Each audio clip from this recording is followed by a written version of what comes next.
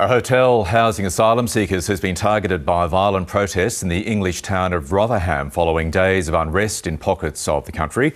Britain's Prime Minister Keir Starmer has condemned the anti-immigration riots, calling them far-right thuggery. Reporter Michelle Rimmer joins us now from our London bureau. Michelle, good morning to you. So there are a number of riots currently taking place in UK cities. Talk us through what's unfolding there.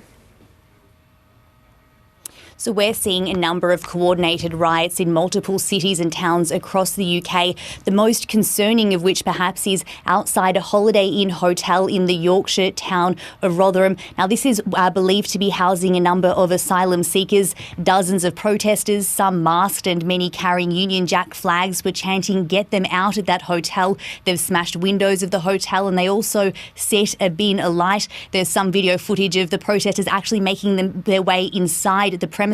However, there were riot police waiting inside. Now, we're seeing disorder and unrest in a number of cities across the UK, particularly in northern and southern parts of England. We haven't seen much by the way of protests in the capital in London over the last few days. So these have really been defined in different regional parts of the country. Now, UK Prime Minister Keir Starmer addressed the nation on television while this unrest was unfolding, and he condemned the action of what he called marauding gangs that are behind this unrest.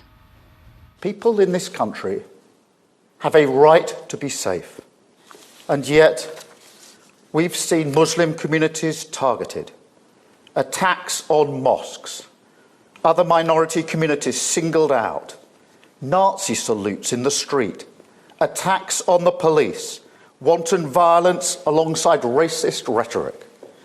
So no, I won't shy away from calling it what it is: far-right thuggery. Around 150 arrests have been made and more protests are planned over the coming days. Now, this violence has been fueled by misinformation that was spread online following the murders of 3 young girls at a Taylor Swift-themed workshop in the British town of Southport last week.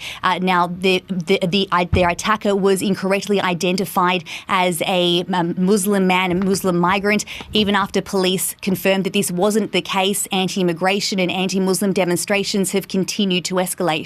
So further protests planned. How, Michelle, are authorities planning to stem this unrest? So police have been given extra powers to try and overcome this disorder.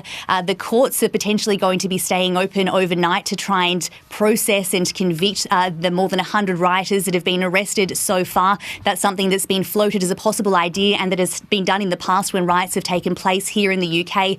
There's also a new security scheme that's been brought in around mosques where they can bring in emergency security measures. This has been announced by the Home Office. So the message really from the government here in the UK is that anyone taking part in these riots will be caught and they will face the full force of the law.